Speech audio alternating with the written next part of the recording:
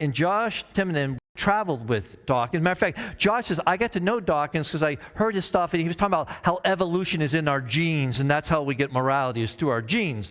And he said, I like that. I like that I did not be responsible to anyone but myself. And so I wrote Dawkins, and I said, hey, you don't have a website. You want me to make you one? He says, yes. And he said, I became his right-hand man. And Dawkins says, we're going to upset a lot of people. He says, yeah, that's okay. There's no God, no problem. And said, so he was with Dawkins for years. And then COVID hit. And I was in Seattle, and they had 100 days of riots. And he said, I was this atheist, and I'm walking around watching these riots, and I'm talking to other atheists who are supporting the riots. And he said, I thought we were the good guys. How does this not bother you? Because if evolution is in our genes, shouldn't this bother you?